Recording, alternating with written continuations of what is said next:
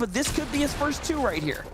Yeah, and immediately gets the advantage, rounds the corner, and goes pushing with a shotgun out right into Spegu's right hand to basically reset the advantage he got from his initial first play. Now Spegu's going to be the one to about face, and just undisciplined from Furious there, not covering his side, saying, I got the extra mats. Spegu probably hearing those mini pots come through, and he takes advantage of it. That's a really good push, and I'm shocked. Furious on 0 points through 3 matches? That's halfway through. That's tough. Yeah, right. And if you were weighing your decisions on, hey, man, who's going to do really well this season based off of the last FNCS or the, you know, the more recent or the most recent solo competitions were quite some time ago, you know, you wouldn't expect Furious to be as low as he is. Fishy was someone that I was, you know, praising really highly. Again, I'm talking about, you know, the Dream had, you know, solos that we got to see for a little bit. Like, Fishy was racking in top 10s consistently. That's where he popped off. That's where he got his respect from in the scene, and we haven't seen much from him either. So, you know, I'm hoping to still see them come back because we have a lot of games in front of us. Obviously, this is going to be the 3rd here, and then there's still 3 more after. So, you know, all these guys are still in the race. And right now you can see Bucky currently just in a wall-to-wall fight here, trying to push Sharkman back, but with just the common tack and only 8 shells in there, this is going to be a tough situation. Sharkman disengaging down, and Craggy Cliffs has tons of these little corridors where potentially you can just edge someone off. Sharkman doing a good job of trying to own the space, but Bucky cutting it off, and I think he realized that he doesn't necessarily have the tools to resolve that fight before somebody else comes creeping over, and he's just going to back off, get some more materials, and I think he's going to be happy with the trade he got as Peterbot goes down. So second, 91st as 2XC is taking him down, and we're going to swing over. No. He got caught fishing. That's what happens. End up swapping out. Snipe's going to end up coming through in just a second. Yep. Oh. There it goes. And hey, you got to cover all your sides, man. That's the difference in solos, and 2XC gets a huge loot llama from that.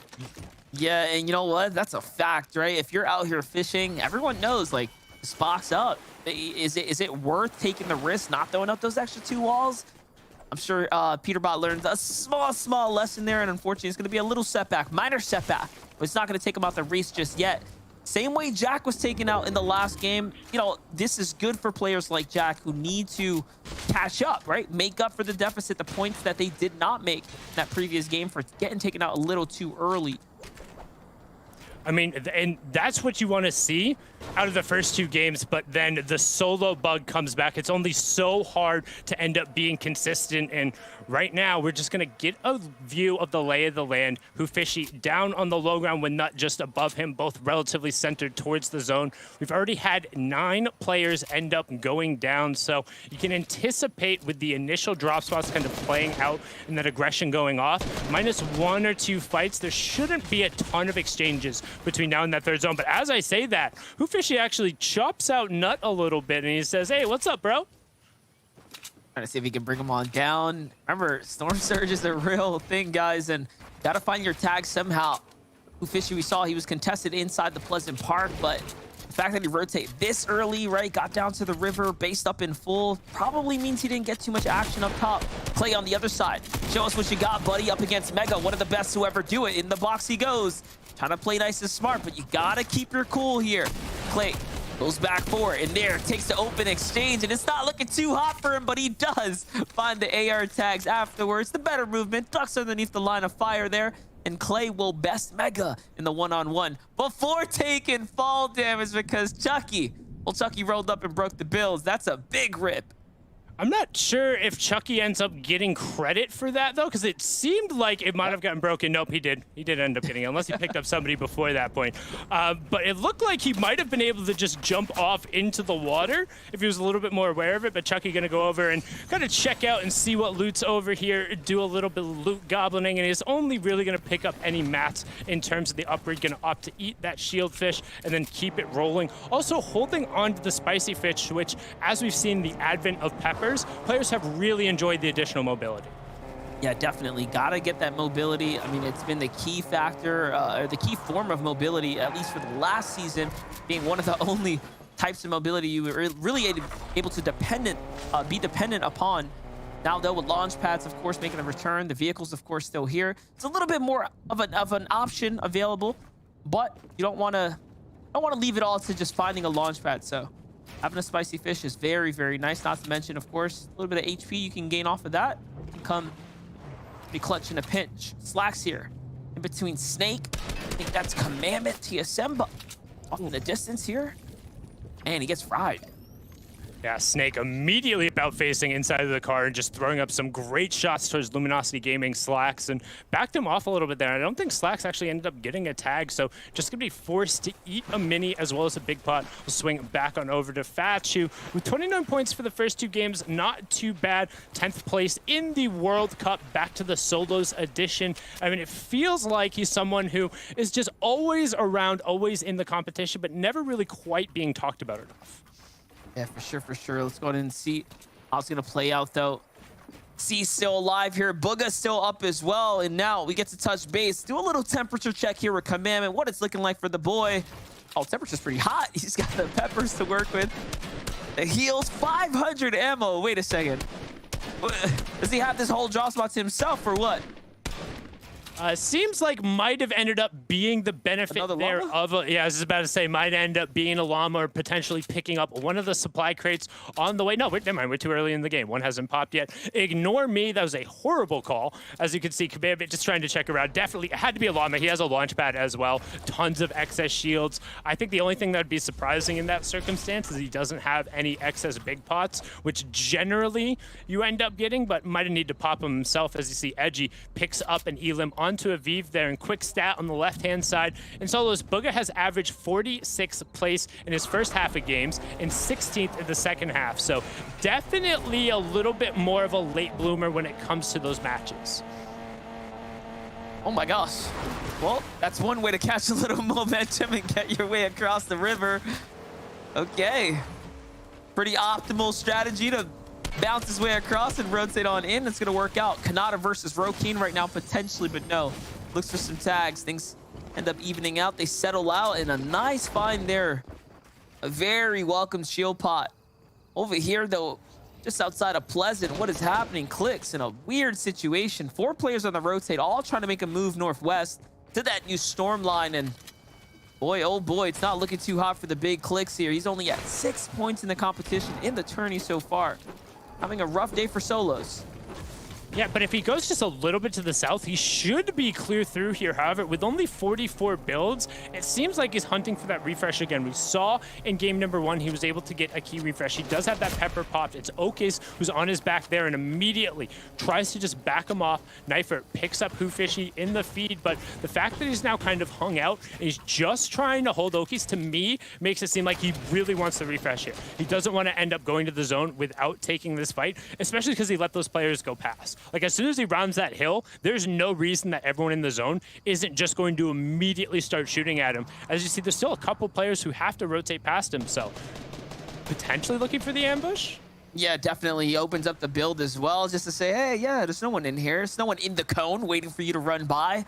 So we'll see what Clicks can do there. And it's a good spot to do an ambush, actually, though. When you look at the way the terrain plays out, it's a little bit in the low ditch there. So long as no one bases up on the little hill above him, he should be A-okay and clear of anyone's line of sight. Reverse 2K having not the best first 2 games, a single point so far, but don't count them out just yet. Like we said, ladies and gentlemen, we have seen players jump back up just off of 2 massive games, especially when it comes down to solo. The way the points usually end up kind of dispersing out, not a lot of players tend to win with double-digit elims and things like that, so you can really make up for it. And anything can happen, especially when it comes down to solos. So, although some of our favorite competitors are not looking too hot just yet, Bully included here, it is still not completely out of reach to break a top 5 or potentially strike their way up to first place. Yeah, but this is going to be tough. You can check that right-hand side there, 12 below, and he's going to push forward. And the next closest person to fight is Kanata. Like, trying to get over there and take that is going to be so incredibly hard. He's already, like, pre-boxed up a ton of the space there and been farming it out. So the second Storm Surge ends up ticking on, it's going to be rough. He uses that gas skin to try and open up a little bit. No, actually just blowing up the car that ended up using for rotating, and not going to end up finding it, as he's currently sitting 1 above. Just one singular damage, and if he's not able to find more, that's going to be tough. I mean, at this point, he's weighing his options. Do I run up and take the fight? Instead, Blake comes through, and I thought it was over, but we got the quick swap at the at a very interesting timing there. Launchpad's gonna be falling. It looks like Miro's gonna be able to pick that one up. Ace sees what happens in the distance there, and he's gonna go in and get a move. Kanata in the feed though takes out Blake. Would have loved to see that fight unfold, but let's go ahead and play it out for you one more time. I'm assuming what happened was he ran up and got taken out, but hold up, take another look here at Frisk. He stands out in the open versus Ace. Headshot after headshot from Ace, and down goes Frisk. GG. He had to have gotten shot from something else there, right? Unless Ace just ended up like tying together 3 or 4 headshots. I mean, we saw the 2 come out, but you can't just gargoyle up like that. But meanwhile, on the other side, like you talked about it, BBG Kanata end up picking up a key elimination onto Ghost Blake. Blake, who was in shambles trying to push down there underneath the Storm Surge as well on that side. So that's going to end up being tough. 4 more players will have to go down, as Day is the 75th player eliminated. So he gets that pity placement point, but that's going to be it here, as everyone else has already moved. And man, Monster, we've got some really far pulling zones so far today. Like, we're going really far north here, and we'll swing back over and we'll get to check out that fight. As you can see, Blake just down tons of damage, and man, he is so good with the pump shots. You talked about him not missing, and he is just on fire right now. The rough part about that was that Blake, guys, was sitting in 19th place, just literally a hair's distance away from top 15. It's only 4 points. That's an elim. It's a placement point. You know, it's just around the corner. Jamper as well, another player that was just outside that top 25 there, gets taken out to the hands of Miro here, and now Miro's heating up. He's starting to really turn up here. 22 points. Okay, he breaks his way into the top 20 as it stands right now, which means that someone like Miro, who can turn up in the late game, turn up in these end games in the final stretches now, all of a sudden can jump their way into that top 10, that first page, that big podium here with the rest of the big names. Let's see it though. Stretch. 2 peppers. Running out of ammo here, Sundown. He's gonna have to take another fight, and this zone's so unforgiving, right? Like, look, there's only a little bit of land to really play with here, so you know there's danger around every corner. And the thing is, this is only the 3rd zone, so there's going to be one more fully internal zone. And if you're looking at it as a player, where do you think it's pulling? Like, it's almost got to be almost completely over water. Otherwise, it's towards that northeastern side, and you can see most of the players are packed into the southern part. So if you're on the northern side, you should be able to have a little bit of space here. But as we talk about it, this long-standing engagement of TNG Okis with then Clicks on the other side of it has really just been hip to hip pretty much into the zone. And Clicks looks like he's trying to pressure upward. He wants a piece of this with only 2 mats and 3 HP to spare. It's 2 more than he needed, and he finds it with the gray tack. A desperate refresh, but not really enough in terms of the materials. He now only has 43. He's got Degen on his wall. And Sundown, Okis is in 3rd place. He had 41 points in 3rd place, guys. Oh no, now he's gone, he's out. He doesn't get to earn much. Similar to how Jack was at the top in first there, coming out of game 1 and gets taken out, only earning a point. Okis now ends up in the same position here. So the top now starts to open up just a little bit here. Peterbot might still be in this one. No, actually, Peterbot's got 2. I forgot. So with Kanata being the only player in top 3 still alive here, Kanata's got a real chance to build up a nice, strong lead. Yeah, and we've seen he's so used to just getting into the end games, and honestly, he's looked the strongest player in terms of aggression and hitting the shots. His decision making is there. He's putting himself in the right position, and Canada, he has the lead for a reason. But right now, as we talked about, the just rough positioning for that 4th zone, Monster, like 85% of that is water. You got a little sliver of land to the south, and then you got a peninsula up in the northeast, and that's it. So everyone is going to be packing into those 2 sides. Actually, just the little tip of the shark is in, and I mean, oh, this is rough. This is going to be incredibly difficult for anybody who isn't already in one of those 3 priority positions. I'm not gonna lie, we've seen the zone pull the shark in this kind of position before. Just saying. I hope it doesn't, because that'd be crazy. But we've seen it before. This is such a tough zone for the competitors to play out. Yeah, the water taking up the majority of the spacing here, guys. It's gonna really pack these guys up like fish in the barrel. Let's see it. Commandment, big decision to make here. Play the layer, go higher. He's gonna stay still. Mirror on the other side, I'd say the better spot of the two. He's not necessarily in the mix with everyone else. There up here seems like more of a friendly environment, right? Everyone kind of vibing out. Miro's the only one really getting active, trying to force the issue right now. Yeah, and the big thing, it doesn't really matter where you are in the fourth zone as long as you're in. The only thing that matters is where that half in and half pulls out, and there's basically 3 choices. Like we talked about, where there's 3 areas of land are, it's very rarely going to go completely over water, so we get a nice little replay. Well, we know how this one's gonna end. Snake right on the edge of zone with little to no HP, gets the floor, shot out, and just gets beamed before he's even able to remotely close the distance. Top 50 players left, so no Storm Surge going in play. We're into the moving zones, and we'll see it 2-1. Where are we going? We're pulling. Ooh. No way. No shot. Not a single person, by the way. I know, that's what I was just looking at. The fact that you're going north and you're just barely touching the side of that peninsula. Some players are gonna opt to pad and go early, but there's one player sitting in that 5th zone. Yeah, one player gets to get in nice and early. It's probably going to be Miro. Remember, he was up there. And now here goes Acorn. Oh, big punishment shot right there. It was baited. The launch pad was being washed, and Acorn miraculously gets across the water's edge here. And he gets the heal. Now, in comes the rest. They'll start making their rotate. Sentence still alive here. The first end game, we start to see him approach, and he loses all his shield, touching down as well. Acorn trying to make his way in. Didn't get any whites off, which means he is super lit up. On the edge there, Clicks might be in a fight up against DJ, and that's an interesting fight too. You can see now we're gonna hop back on board. C9 Avery with plenty of shields, as we actually see Miro end up getting taken down there just as we get the swap over. One player hanging out way on that shark side on the high ground. Probably has a launch pad to end up rotating late. May look to go for the late high ground. As you can see him there, just kind of hanging out. Roken ends up picking up another elimination, but Clicks ended up getting the second. I think he was the one who got the elim onto Miro there. You can see Degen picking up one onto Nowsy. Tragics gets Osp, and Clicks just creating a little bit of space. He's got some room here. He could really put a dent in the lobby and potentially look to put himself in conversation for a top spot. He has a gas can there. He has an entire horde of loot that he's sitting on, but right now, the only person that matters wall to wall with him on the other side, but BBG Kanata with plenty of space, launch pad, floppers, shields, blue pump. I mean, he's looking good, Monster. Kanata's looking like he started this game off with a 30 extra point lead or something, because he is so far ahead of everyone else. If you're a competitor like Agers, Cease, Okis, any of these other guys that were up at the top there, I mean, you're praying.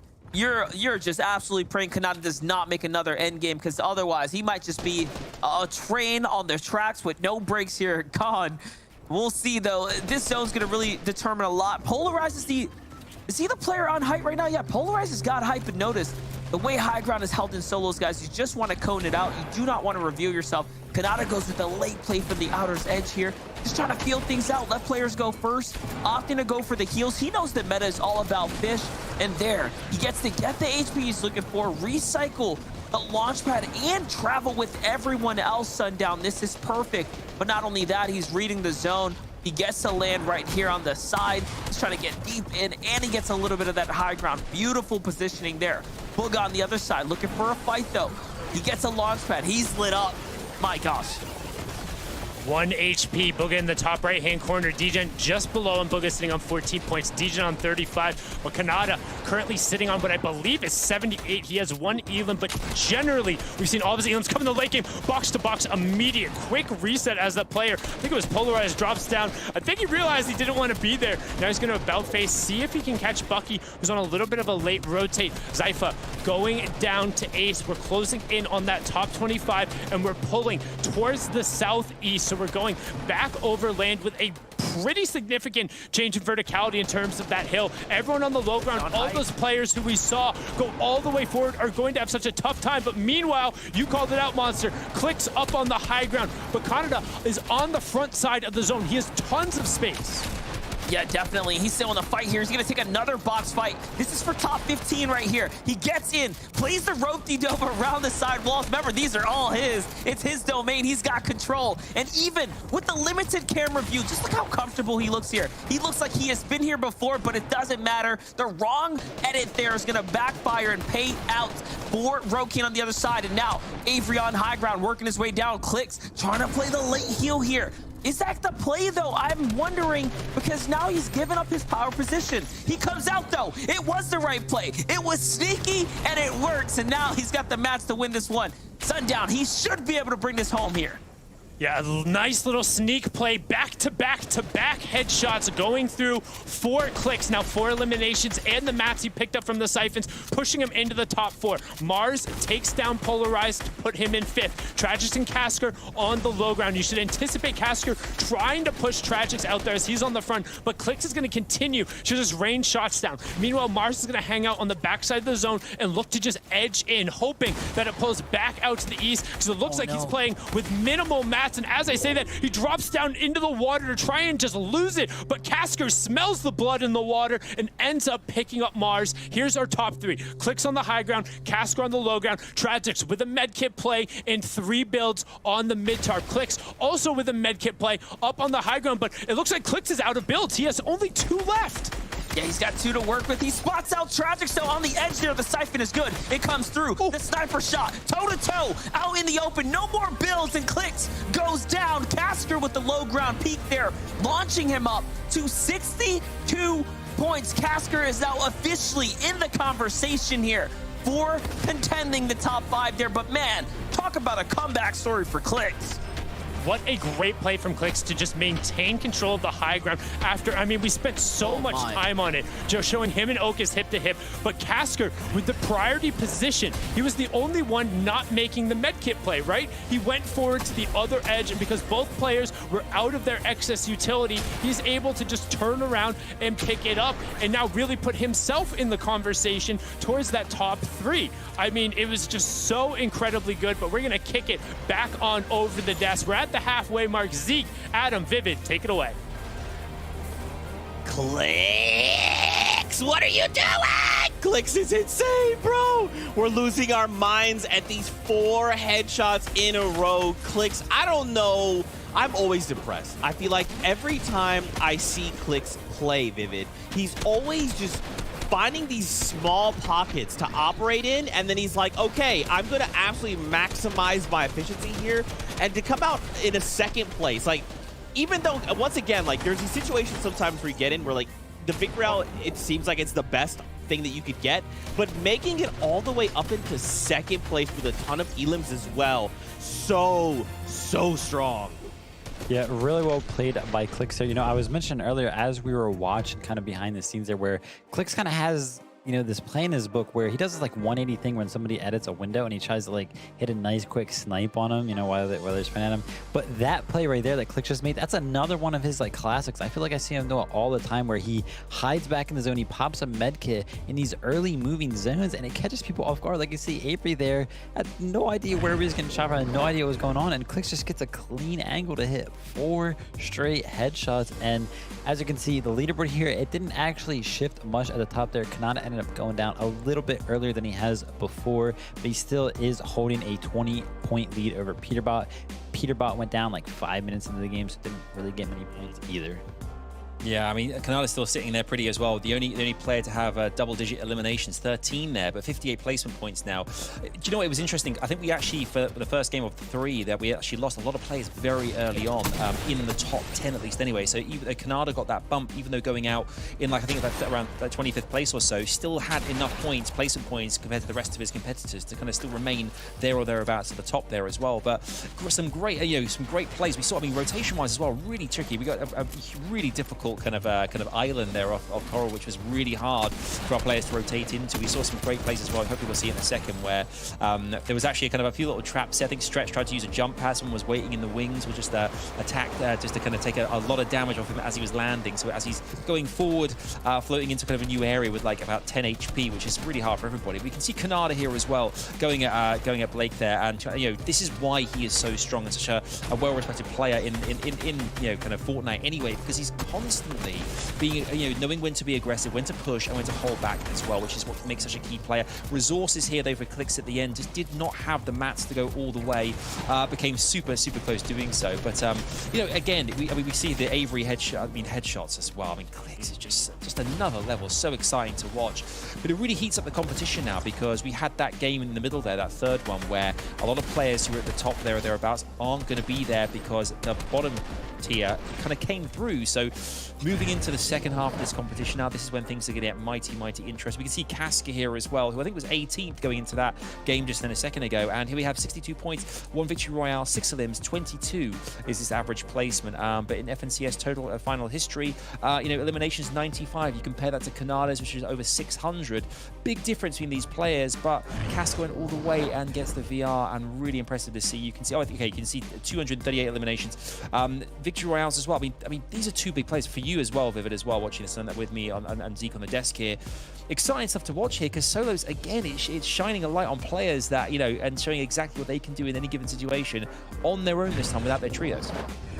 Yeah, Kanata for sure got to be the highlight of what we've seen so far. It looks like he is most comfortable in a lot of these situations in which he is engaging with other players, going for those plays and still maintaining a very good position throughout these moving zones. It looks like he's very comfortable on that mid ground there. Doesn't really try fighting for the high ground or the low ground, just likes to stay where he's at, get a couple refreshes along the way, and he does it intelligently. He does it on players that aren't necessarily in a healthy position to fight back, and that's what makes him so good, because 1, mechanically insane, 2, his aim today absolutely on point. He's hitting like every single headshot. And then 3, he's doing and using all of that on players that just don't really have a chance. So he's doing a good job of finding those players. Boys, halfway through the competition, it's still looking like it could go any which way. But now we're going to go right back into the action. There's more games to be had, so let's send it back over to Monster Deface and Sundown to take us back in. Oh, brother, way to kick things off right there and really just set the stage for us, Sundown. Now we get to see, again, the story and the leaderboard shake up. But, we just got to talk a little bit more about Kanata, man. The position that he's put himself in is really good right now. It's like he's back at the top. And, honestly, he never really left, right? Let's be honest. He's had good team-based game mode performances. Now we get to see him back in the solo setting. But, man, for everyone else, it looks like we're watching 2 different types of Fortnite here. It's like Kanata, and then there's everybody else at the moment. Yeah, and I mean, with that match 2, Victory Royale, Game 1 currently holds the most eliminations, which there's a prize for that too. And on top of it all, going all the way back to the last major Solos Invitational, the FNCS Invitational we had, if you took the format that we're using in this current tournament and applied it then, Kanata would have won. He would have been first place. He would have edged out Furious in that final moment. Also, I want to give a little bit of an apology in terms of like how my pronunciation of his name was coming across. I'm aware this Kanata. When I talk a little bit too quickly, it came off that way. I'll do my best to make sure putting the cadence in there, because the BBG player deserves all of the recognition. He has been playing so incredibly well, and he's someone who, when you talk about the very top of NAEs, I don't want to say it's easy to forget him, but I feel like more often than not, he's left out of conversations he really shouldn't be, because there was a time where they were winning literally everything.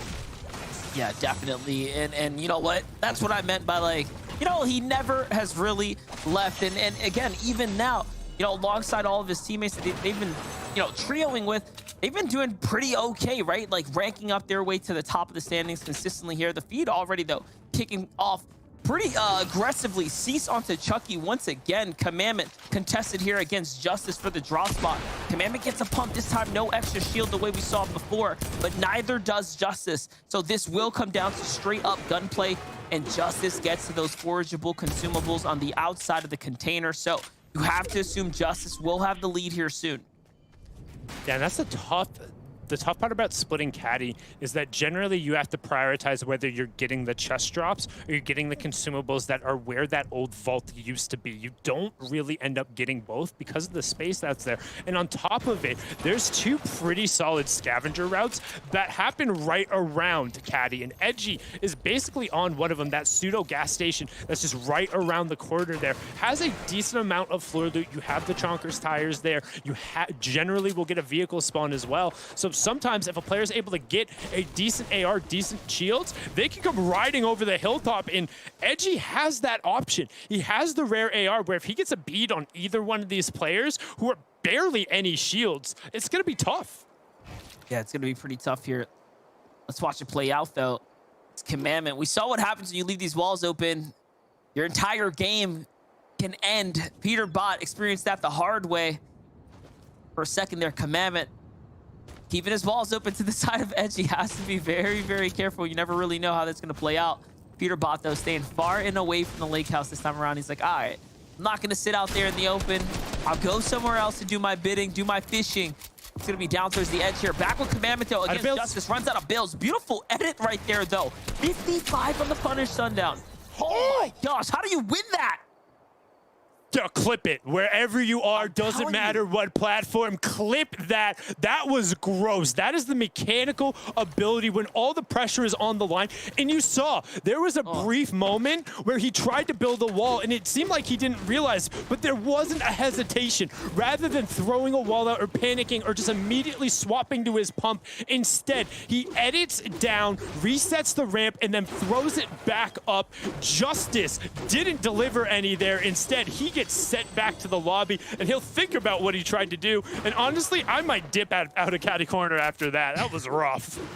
Yeah, you know, if it isn't clear about who's probably the more dominant player at the drop, I think it's clear now. The message was heard loud and clear, and, you know, this is why I've been calling him Mr. Highlight all week long. He just manages to consistently do such impressive things just like that. We'd love to see it. Back over to Rokane, though. Can he find his highlight? Ooh, it was almost onto his good friend Zuni's there on the distance there, playing the bridge. Brett gets punished, though, trying to push into Miro here.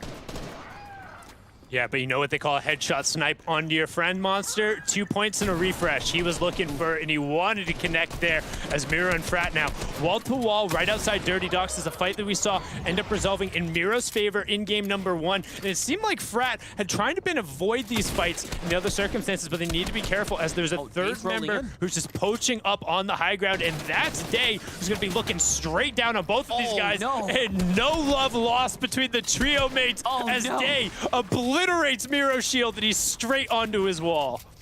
He's thinking about it, though. He's going to do a little bit of a reset here.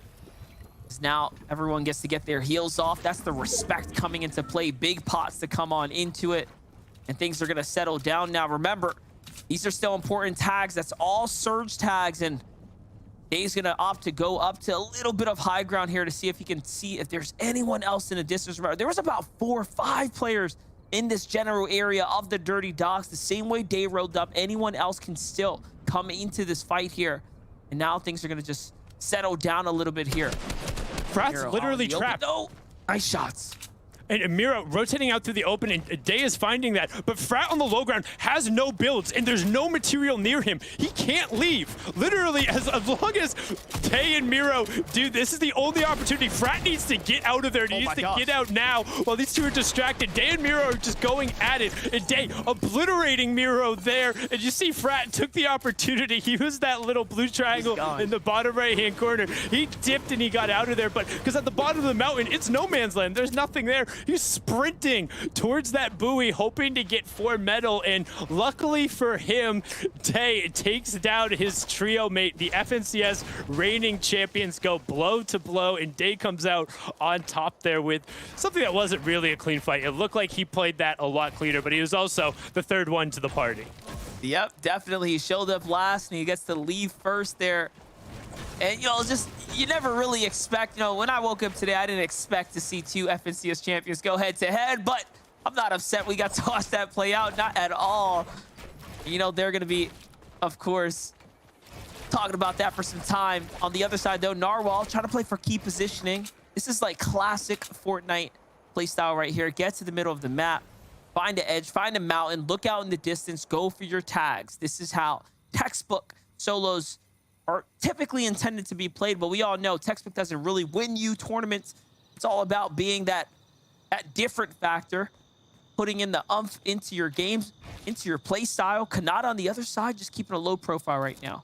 Doesn't want to afford to lose the big distance, the big lead he's built up for himself. Yeah, and right now, the Umph in Kanada's game is that match one where he has the 7 eliminations, followed up immediately by a match number 2 victory royale with 5. Ended up securing a decent amount of placement points. I think he got up into that top 35, maybe dropped a little bit before then. I'll check the individual mass results shortly here, but only getting the 1 elimination as well stalled him a little bit. However, Monster, even after the first 3 games, he's still sitting on a 20-point plus lead into second place. And with only 6 matches to go, if he's able to just make the end game here, to close 15 points or so, even if somebody's able to really press up in 2 games, is tough. That's a tough ask when he's been playing so incredibly well. He's the best player on the server so far today, by far. Yeah, definitely. He's proven it as well. He's really letting the gameplay do the talking. Peter Bot could be in that conversation too. Let's not count him out completely, guys. Remember, he was sniped out of that other game, so we didn't really get to see if he had the juice to go 3 in a row, similar to the way Kanata has been so consistent today up until now. Cease on the other side, though, having a good solo performance so far. Like, there's only 3 games left. All right, well, this one and then 2 after this. That's it. And he's right in the middle of the pack. He is inside the top 15, Sundown. So I'm feeling really good about Cease right now, and the way he's starting to position himself out and play these games out. You could just tell the Cease, the solo vet, is really starting to come out in him. And let's take you back a little bit. Let's go in the Wayback Machine, because we know Xset Cease. You probably met him as 100 Thieves Cease. But even before that, he was Gangstar Cease back in the summer skirmish and the fall skirmish days. And when everybody was focusing on, oh, Mitro ended up blowing up and having these huge performances and all of these other players popping off, Cease quietly had the most eliminations across the entirety of the skirmish series and the Winter Royale when you end up and add it all together. It's somebody who's been at the top of the game for such a long time. And when you talk about playing disciplined Fortnite, knowing what to do in these situations, he's probably been in these situations more than almost any other player in the lobby. I mean, you can make an argument for Bizzle, but even then, Cease has been there right alongside him the entire way. Yeah, pioneers in the space, no doubt about it. And still here, chugging along at the big stage in the finale when it all matters. Styx is going to find Kaz in the feed there. Things are starting to settle down and really starting to bring our focus, our attention to the players at the top, guys. Slack's at 44 points here. Just neck and neck to Tragics, who came in sharing the same point threshold. Degen right behind them alongside Mars and O'Kiss. So our top 10 is really, really close, all things considering. Okus has got a big decision to make too. Where does he want to position himself up at? What side of the river? How deep does he want to take this vehicle inside? The longer he drives it, the more risk involved. He has to be careful. He will have to jump out soon. And Acorn making that same decision too. He's trying to get real deep here. He's getting away from all this this craziness with the other players.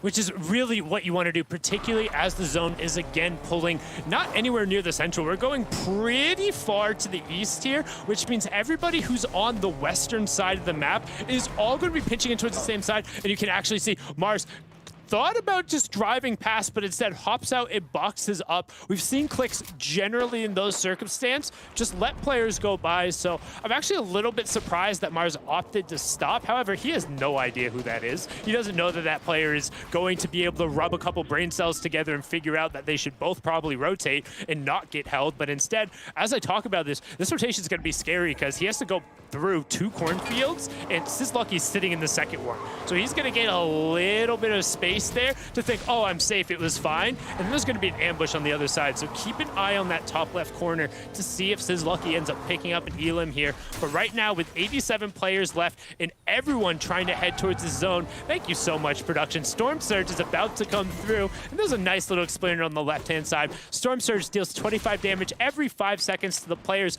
below the damage threshold. Now, the damage threshold we talk about is the damage you have done to opposing players. So that's why Clicks got right into the edge of zone, and then he's turning around for all of the players to end up heading in. This is the classic Battle Royale term known as gatekeeping. Yeah, definitely want to hold players out the edge here. And what a beautiful spot for Tragics to be in. He's got this mountaintop. You can't see it, but off in the distance, those are definitely players. Those little markers there rotating on in, and trust, these pros, they will find any pixel out in the distance. You best believe it. As Kanata based up next to Who Fishy right here. And if Kanata needs surge tags, that's going to be his first target of choice outside of course, trying to tag anyone out here. Before you take a box fight, guys, you really want to see if you can find surge tags safely. And that's why Kanata's just trying to see if anyone opens up an edit. Any weak builds he can, you know, again, punish players for opening or editing out. And he's not going to find it. So with 16 above, I have to assume he's probably going to be diving into WhoFishy's box here soon.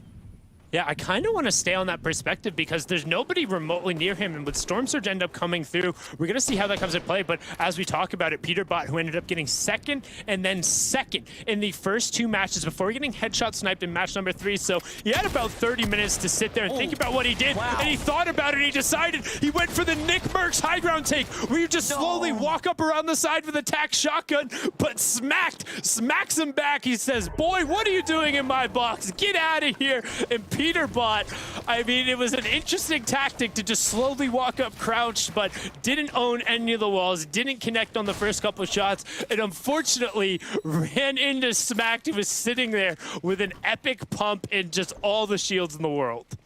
You know, I really, really genuinely loved that play from Peterbot. Like, it was so good. It worked. He needed surge. He got up and he got it.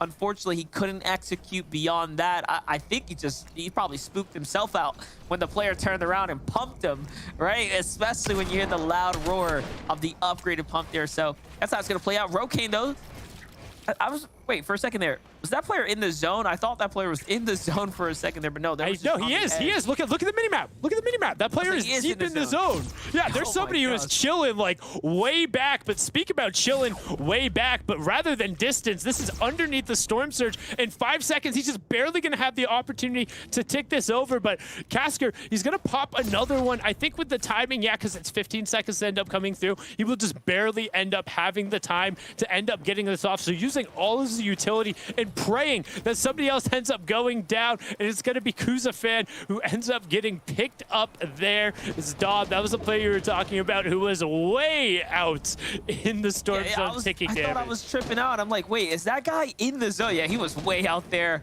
Kuzafan's going to be the reason the Surge ends up cutting off here. Bob the Builder on the move right now, trying to see what he can do, and he gets a free rotate. This is actually a rotate you don't really see very often. A nice, clean, well-timed executed rotate. Not a single player in sight to stop him. Rokane, though, there was a player in the car. Hello. Sweet surprise. That's a loot delivery for him now. And it's going to be Sid who gets rolled up on there. GG's for him. Big pickup there, and a refresher now, too. He gets to live off of that. 51 points here. Puts him in a pretty comfortable position leading into the end game. Now, that's the refresh he was looking for. Yeah, and that's a cheeky little strat where if you sit in the car but you're not in the driver's seat, it's actually really difficult to tell somebody's in there, particularly if the windows haven't been blown out at all. Like, you could just chill and wait, but Rokane kind of passed by and looked, and he's like, Are you serious? This is free. Still almost lost the fight there. It got a little sketchy there, but speaking of a little sketchy, Kanata has Spade directly behind him, has 67 effective HP, but if he can create the space, he has plenty of big shields and medkits. It looked like Storm Surge might have done a little bit of a number on him, but Spade is actually going to about face and instead pick up the G2 member. That's Macwood going down there, and you need to be careful here. He can't take any shots. He does have plenty of shield, but he's right on the edge of zone, and it's not difficult for him to get lobby focused. Yeah, but I love this. He does manage to stay alive here. He bases out just a little bit more, opens up the stance to look a little bit more protected, and it's going to be the difference as to why the player stopped focusing in on him. You can see he's really trying to bounce back here, taking the opportunity, farm any mats possible. But the big decision now, how do you get to this new zone here? He's clearly been focused or fired at a few times, so there's no safe route on either which side. On the other angle, though, Casker just gets melted out of the lobby. Was that a headshot snipe off in the distance? No, that was Slacks. We actually just saw it. The 3 box that was right there. It was Slacks in the bottom left-hand corner with a nice thank you production. I was just about to say, because we had it with that legendary AR. Dink, dink, dink. They barely even fired it. That is a prime example of how to utilize that first shot accuracy. With that epic AR coming through when you're crouched, just tapping it out very quickly. It keeps that FSA resetting pretty much as fast as possible. And he throws out all 3 shots, and I mean, this is tough. Listen, I'm not gonna lie. I didn't think we'd get lucky enough to see the 2 perspectives, but that's just how it played out. Talking about these ex-FNCS champs, though, Slacks. Now we get over to Jack here, who does just make it upside the zone here. He's going to go on and base up. That's going to cost a full launch pad for him, though. Something to think about. And he finds loot there. Much needed loot as well. Kanata versus Divine versus the lobby, though. And now below the surge as well. This is such a desperate spot for Kanata to be in. Slacks finds another one.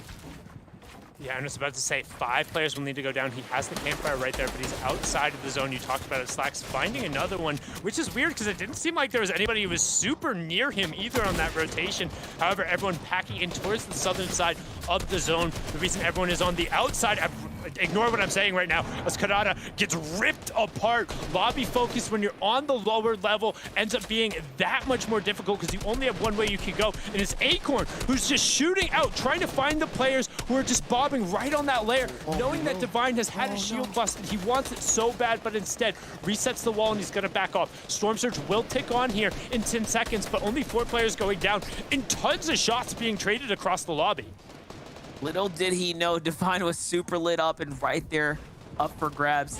19-20 above the surge now. Booga's got attention coming in. It's not the kind that you want. It's a sniper.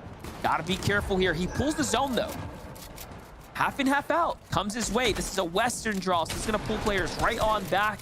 And you can see everyone that thought this was might have went to the mountain, they're now struggling. They're gonna have a big time issue moving their way up and over that huge mountain and then down to Congest on top of the new zone here to try and get their way on in. Slacks is a part of this mix though. Look, he's on the opposite side here. Yes, he's got all the loot to work with, but this is the decision he has to make now. Does he launch pad off this? Does he run his way around? Because ultimately, he's going to end up on top of all these other players. And just look at the names. These are not players you want to be next to right now. Oh, and but Pam sitting in that cone right there, just completely lets him go by. And as I say that, no, shot actually ends up coming out. Slacks takes a 70 in the back and then eats a couple AR shots to put him down. Just a 68 effective HP. And he's trying to force just this walking rotation, which I don't agree with, because when you talked about the state of the map there, everyone on this southern side is packed along it. Everyone's trying to do that same kind of safe rotation, but from the higher ground, he could have just taken this launch pad and potentially gone farther. He doesn't want to give anybody who is on that lower part a free rotation, as Bucky ends up picking up Snake. That's one of the backside rotations, and a lot of players are already in the zone. We'll get a 3-box here. Rokane, bottom right-hand corner. Slacks, who we've been holding on with in the bottom left, but he gets picked up. That was Voyle who ends up getting it, and we'll go back over to Rokane, who's already in the zone with a decent amount of positioning, but he is hurting on builds. He needs to find an Elam, and he needs to find it soon. Yeah, and then you know what? It sucks for Slacks there because he was so close to actually making it on through, but one wall short. Asian Jeff is still in this game though. TNA's Jeff there finds Trashy. Clay onto Voice, so Clay's still making an appearance as well. Nosh has the high ground though. It looks like Booga has opted to stay down low and not play for the height here, so it is going to be a matter of whether or not Nosh gets first moving.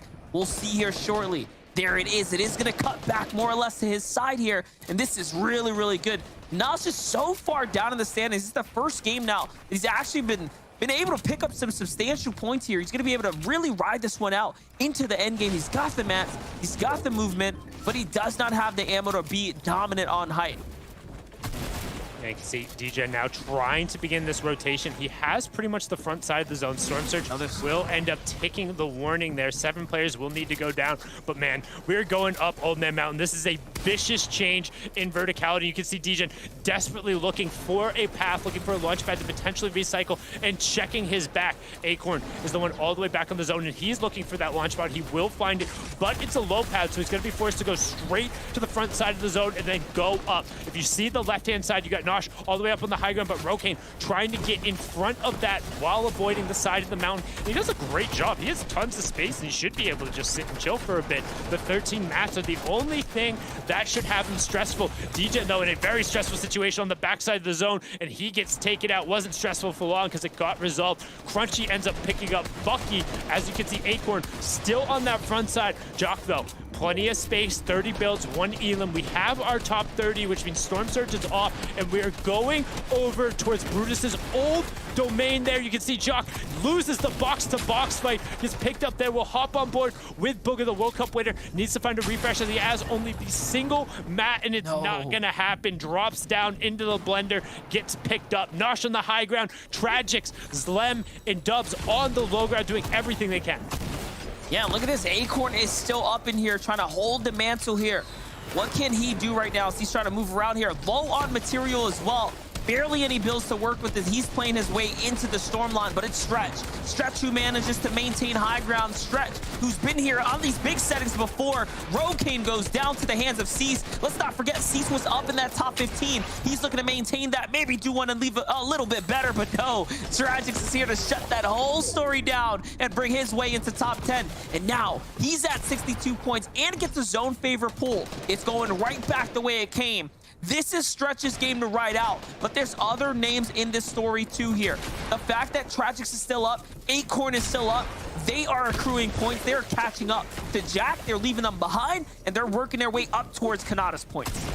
And Fatch able to pick up a top 10. And Tragics with 2 Elams and the high ground position. Zone is pulling just a little bit over open space now, so his excess mats could potentially be burned out, but 30 is more than we've seen than a lot of other people's inventories. With that and the exotic chug splash cannon, he should have room to make some plays. He's going to drop down. Jamper picks up Acorn, but then Thatch immediately picks up Jamper to put him into 7th, and then Tragics, another gift with that aim down sights pump, finding all of the pellets. Both Cease and Thatch going down to those gatekeeping shots from Tragics. That'll be his 3rd elimination. Also puts him into the top 5. We'll swing on over to Dubs, who had barely the 4 builds. Goku also falls to Tragics' pump, who's starting to put in work. He drops in Dubs. He's also going to go down. Pump, swap, mat, refresh, everything for him. Top 3 for Tragics as he just absolutely runs up the top of the leaderboard, putting himself into contention, but it's going to be tough to beat Stretch here because you got to go up, and he's just chilling. Well, this Elam is worth so much for Tragics here. If he could actually find this one or just let it tick over, it's going to be a substantial jump up. I believe a 5-point jump up, not including if he can get to the Victory Royale, which is highly unlikely. Stretch has got all the builds that he needs here, but this 2nd place, very important. Tragics looks up and burns onto Stretch right there. He lands a tag. That's a big tag. It's going to give him a little bit of time to work with here. Pam on the other side, just trying desperately here to work around. Can he get to a launch pad? I think he's trying to open up the distance here. No, he's just looking to buy time, and there's nothing here for him. Pam's out. Okay, Tragics earns a little bit more, and now it's a one-on-one. It should be all but over here as Stretch will find the final tag, and there it is. 3 eliminations for Stretch, 55 points now with the Victory Royale. And he needed a game there in match number 4 to really put himself back into contention. But honestly, the story was Tragics and picking up those key pumps. And additionally, Pam going back into the storm early just gifts the extra 3 points over to Tragics. Stretch holding on to the high ground. I mean, it looks so good. For me, this was the play of the match. It was so simple. It was so clean. But we're going to need somebody else to break it down. Vivid, Adam, Zeke, take it away with only 2 matches left. Sundown, we only have 2 games left, bro. This is coming down to the wire. And what I love seeing is this chaos factor, right? It is playing such a role in this lobby right now, Adam and Vivid, that like even these top players that we see are like dominating the leaderboard. They're just like, when the lobby is this stacked, nothing is guaranteed. It doesn't matter how hard you prep. Sometimes someone's just gonna open up a wall, edit on your face, and just be like, hey, I'm sorry, man, but you're gonna have to wait in the lobby until the next bus. We'll see you there, you know. Nice try, but good luck next time. Oh yeah, that's definitely like one of the biggest points I want to make here is that Tragic right here, you know, he's popping off. He's in a good position. He's got really good loot. And then look at this. He drops Dubs in, has a really, really favorable position in that fight. But like Dubs just pulls off some 180, hits him for like 180 damage somehow, even though like he was completely on the back foot, and just puts Tragic in this position where even though he just won that 1v1 engagement, he goes all the way down to 76 HP after Siphon comes through. So like he's immediately in a weird position, and it kind of is like he can't even like win or fight for like, you know, a victory round. That's because of Dubs and how good Dubs is. Yeah, Tragic as well, playing a great game though, waiting for his opponents to come into his box, rather like a Black Widow pouncing, waiting for them to come into the nest, and he's there. And that's exactly why he's in second position right now. You can see 59 placement points, tying with Kanada on placement points now. 10 eliminations. Akornsky as well enters the double elimination club, as does Cease as well. All of them hitting big numbers, they're big eliminations. Victory Royale's kind of like splashed across Casca, Kanada, and Stretch there as well. Your pick, obviously, but 85 points, Vivid. Stretch did a good job there working as well at the table. He was all the way in 41st place up until that point there as well, that Victory Royale, up into 8th now as well, which is incredible. But, Rogue Kane as well, a great day for him. A lot of these players now, we're starting to see that with the leaderboards as well, they're really starting to fluctuate. The players who are going through from the bottom areas are making their way through. And I think a lot of it in that game came down to eliminations, actually. We've said the last few games, like, it hasn't really changed. The eliminations have remained pretty similar throughout the top part of the table. But that's where I think Tragics has come through there with, I think, 5 eliminations in that game. They absolutely that's an extra 10 points. It goes a long way. I love seeing this as well, before I move on to hand over to break down for us. But Day versus Miro here, I love that these two are going head-to-head. That's what Solos is all about here. Despite being trio teammates, they are going head-to-head. Doesn't matter. At this point, it's all about you and you only, and it's about survival. And I love the fact these two just went head-to-head and enjoyed themselves. I love that. I think it's great. Yeah, and we saw Peterbot there going for a little bit of a sneaky play on Smack there, but doesn't end up working out, which is why, Peterbot, 2 unfortunate games in a row there. He hasn't moved on the leaderboard much in terms of his points, but he is still up there in that top 5. So if he can get one more solid game, and he's definitely going to be securing like a top 5 for himself there. And, to speak to it, Tragics bumping himself away up the leaderboard there. I believe he sits on the 79 points now after that game. So Kanada's got some heat on his back. He does, yeah, and I think Kanada there as well. He didn't really engage as much as others. We saw a lot. I think I was catching a lot of other players in and around the kind of the final kind of circles. So DGen as well. DGen keeps popping up here. He is in the he's 11th position right now. I think after the recent points as well. But he is there and thereabouts, always at high ground. It's the rotations that are kind of costing him, I think. But if he can continue, if he can be in a good position, remain up high, we know what DGen can do as well. So the top 15 players, still everything to play for. That's right. And it doesn't even matter. Like, we cannot just focus on that #1 spot. Like, being able to walk away the winner is great. It has a ton of prize money. But even just landing in that top 10, you're still going to walk away with a ton of prize money. So if someone, especially outside, is looking in thinking, if I could just end this tournament in top 10, it's going to change my life. That is absolutely a factor here. So as we're watching these games, watch for these fights, Fortnite fam. Watch that elimination feed, because I'm telling you, every interaction is going to make a difference. We've got 2 games left. Let's throw it back over to our casters to take us back into all the action. Yeah, you're not wrong about that cash money up at the top. It's $75,000 for that first place. Again, it's big prize. We haven't seen something like this in quite some time for solos. And more importantly, I love the attitude of Kanada. Although he was taken out a little bit early, although he realized that, a 0-point game, those kind of things are going to happen. He's got his head where it needs to be. And it's that mentality that it really takes to pop off and be #1. But if you're the rest of the lobby, Sundown, you're taking a deep breath of relief. Like, Kanada did not just violate the whole lobby once again, right? Everyone's got an opportunity here to catch up. Yeah, it's something we've talked about over in the West a little bit. It's the shupening. It happened a little early here in game #4. Basically, what that means is the top 3 all went down very early. So that means everyone else on the leaderboard has an opportunity to accrue those points. And now, all of a sudden, what was a 20-point gap between first and second is now like a 6-point gap, I believe it was, looking there. And everyone else is a solid game away from pushing onto the front page. So with 2 matches left, this is a huge opportunity to really set yourself up with an opportunity. If you're anywhere in contention, a good game here can mean the world of difference. So we see on the right-hand side, Kanada, then Tragics underneath it, going for the long glide all the way out to Steamy Stacks, then Peterbot back over to his Spire. Yeah, I love that glider too, coming out of Peterbot. So majestic, just kind of cruising on in here, and you can see his draw spot. It's going to yield out a single chest up top. It's going to be the hand cannon. What can he do with that? Ooh, I'd pay to see him connect with one of these. Anything can happen. You never really know. Doesn't hurt to take those shots. If you connect with them, the damage fall-off is actually not bad with the hand cannon, even at max distance. I think it's like 50, right? Even to the body or something around that. that area, which is really great to kick things off. We knew that last game his issue was Surge, and I mean, it's pretty clear that there's a lot of players over at Dirty Dogs. I hope that he does something different this game, right? Pushes a little bit more aggressively, maybe puts himself in a better position to actually find some early tags. Otherwise, we're gonna see him slip behind just like the last game. Yeah, it seems like he's not super comfortable in the straight-up fights, which I can totally empathize with as somebody who likes to avoid them. But with so much space around you, and particularly with so many players who are down by Dirty Dogs, and even a couple who are hawking some of those eastern rotations down by the beaches and the fishing spots there, I'd anticipate that he'd at least kind of use that spire height there to try and hit a couple of those early shots. But unfortunately, not able to really convert. On the flip side of that, with basically 3 chests and a couple floor spawns, dude picked up like all the minis. A big pot had full shields, the hand cannon as well, so it's gonna feel good. Not necessarily converting on that old Tfue Meteor strat where you grab the first FSA weapon and start raining down shots. Would have been nice to see, but now you can see how that long glide for Tragics is affecting his looting path here, as just so late into the time, just now really starting to find shields and get the things he need.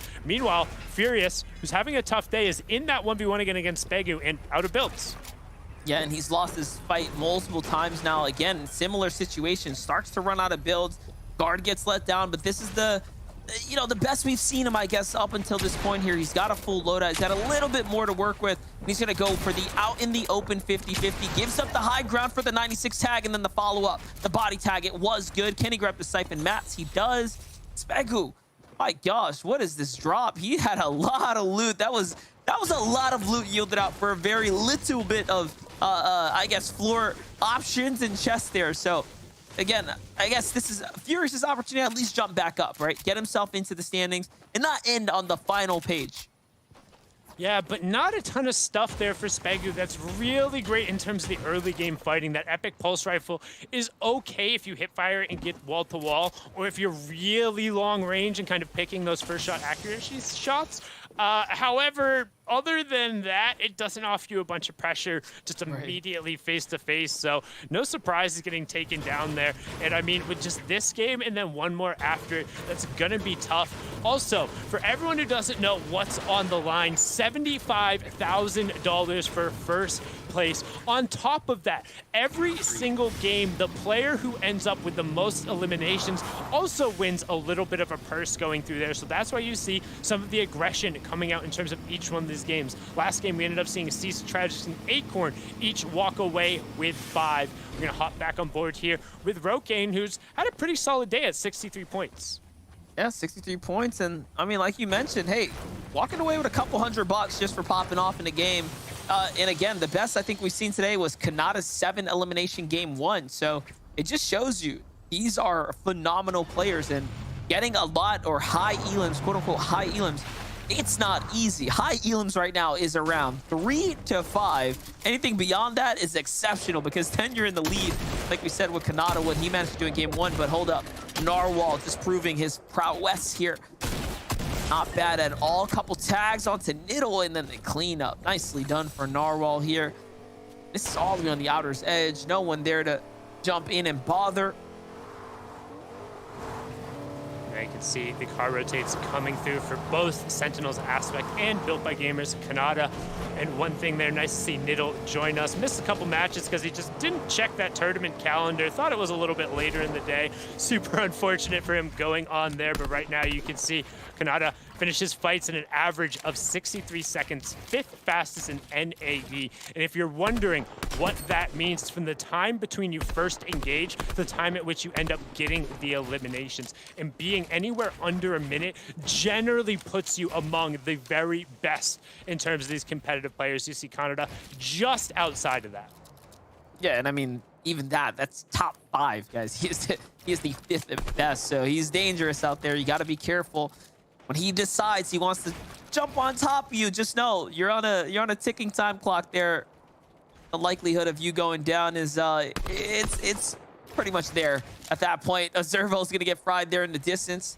Little 48 tag, not bad at all. Couple beams there. Acorn trying to make his way through. These are all those names at the top of the standings, guys. We're just cycling on through. Names to look out for. like Acorn to 58.7th place, guys. He is in this run right now. Could potentially beat your All-Stars champion. Right now, loadout looking pretty good. Has that epic AR, has the blue pump, 2 peppers, plenty of excess shields, and a launch pad. And you can see he's opting to go way north on this rotate, gonna stop to hit one of those high value rocks, something that ends up giving you, I believe it's an absurd like 18 points per swing, but he needs to be careful here because if that player can end up getting a bead on him, the straight line will do so much damage. Your head is basically inside of a frame target. However, oh my God, me too, not quite gonna be able to find it in Acorn. Going to opt to just box up for a second and probably hang out on the edge of zone to wait to see where the next one goes. And for Cease right now, who's also just vibing out here, having a pretty exceptional tournament run so far. Looking really good here. More Southern than anyone else. Love that he checks the bushes here, guys. You kind of have to. These pro players, they will definitely hide in these bushes. Trust, it's not just a regular public match strategy. No, the pros will absolutely use every advantage to their advantage. I should have said every opportunity to their advantage, but there you guys have it. So he's just looking around, man, trying to find some tags here, trying to get back into this, see if he could get some surge going. There's not a player in sight, though. Yeah, and it's some of those traditional battle royale tactics, you know, some of the other games where there aren't building going there. You have to use the natural cover around you, whether it's laying down at the top of the stairs, hiding around a corner on your right-hand advantage, laying down in the tall grass. There's so many other options that you can do to kind of manufacture an advantage. In Fortnite, it's a little bit different because players have the ability to react so quickly. You shoot them from a distance, they throw up a wall. Max, most of the time, you're getting a headshot dink for like 30-something plus damage. However, if you can bait a chest, bait somebody into an area where they don't have a build or you already have a cone there, that's where you sometimes see these advantages come through. And if you don't pre-fire bushes, you aren't guaranteed somebody isn't in there. And more often than not, in these games, if somebody has to get an advantage, they'll be hanging out. Definitely, they'll be kicking it in the area. But let's see here. Peter Bot hasn't really managed to change the loadout for much when we watched him drop down. He still has that hand cannon in the inventory here. Has barely found any extra ammo, which is a bit concerning considering he's only got 9 shotgun bullets there. So just playing off the lay of the land, whatever he can kind of scrap together. Edgy on the other side's got this high ground here looking out. Vehicle off. That's stretched there. Nothing. No tags. It's okay because all he has to do is wait this one out. Skittles tries to sneak up onto his mountain. Be careful. This is his territory now. And you can see rotations coming through for KNG, Nexi, and Kanata. You have Justice up on the high ground, just kind of hanging out, letting everyone pass through, which is odd because if you're going to post up on that far on the outside, you think you'd at least throw some of the shots there. But you can see right now, this is a very typical strategy when one person is rotating the car and you can kind of get a decent line. You just follow them. Because at any point in time, if somebody's going to shoot at a car, just like that, you know, it's just like, okay, well, that's the line at which people are going to shoot at cars. And then you just stop beforehand. Yeah. Definitely, you got to be careful here, but Kanata now based up 85 points. Get a quick look at the standings here. Dubs is one of the few players that was up in that top 20 here, just coincidentally rolls by next to Kanata. You got to be careful. That grass is on fire, so Dubs is taking a little bit of damage for jumping out there. Illis, though, in a weird position there, has to hop up on top of the walls, too. And just look, Dubs is hanging out in a field of fire right now. Luckily, he's on heavy mass now, so he'll be okay. But he's already taken the damage, and he's pinched between some big heavy hitters. Roki, man. Roki's got a long rotate, too. Yeah, I was about to say, you almost had me singing there for a bit. You know, that grass is on fire, but he was able to end up avoiding it. You know, I just don't have the voice to end up belting that out.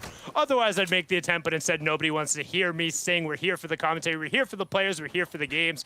As Rokane, we get another really far zone. I feel like most of our zones have gone south into the east. We had that one coral one, but we're coming way over towards the mountains yet again. Yeah, this is just how it's playing out, huh? These mountain playthroughs, the waterfront at the northwest, we got to see it game number 2. And if this is it, these players, the way I like to think about it is you just get another shot, right? It's like a simulation of that end game once again. What went wrong last time? You get to kind of I guess, tighten up the gameplay a little bit. But this is also probably why, or what's attributing to the standings not changing too much. Like, it's the same names now, really starting to play consistently and rival one another up in the top 10. For Sid here, he's coming out the outer edge of the zone. He hasn't quite pieced it all together. He's just trying to get from spire to spire, pad to pad. I wonder if he's going to be able to make it out in time. He should be okay with that med kit there, though. I was just about to say, he has the med kit, he has the spire. You should have plenty of time. There was also a campfire that he walked right over, but I think he's trying to close distance while the storm is still one tick, so he can end up utilizing that medkit later on once he's back in. But Tragix, who with his amazing performance in the previous game, plenty of eliminations coming through, not quite able to secure the victory royale. He's only 6 points behind first place. You can see there, we got a nice little look of the top 3. Kanata in the bottom left-hand corner sitting on 85 points in first. Tragic 79, he's up in the top. And then Peterbot in the bottom right-hand corner on 64. And some great dinks from Tragix there. And he absolutely needed it because the surge is up, right? It's giving everyone the warning. How comfortable are you? Are you in the lead here as far as the damage you've done goes? And Tragix wasn't looking too hot, but now those couple tags that he found there is really going to position him up super nicely here. We saw our other first, second place, or third place position players. One's at retail row, one's on the outer edge of the west, and this zone pulls to retail row. The zone lands on top of Peterbot at retail row, which is perfect. I'm almost certain he has a dead center zone right now. That's really good for him to be able to jump back up, buy his way into this final game here for the next one. And it's Rokane. Rokane on the outer edge, far west here. He's got the longest rotate off the bulk here.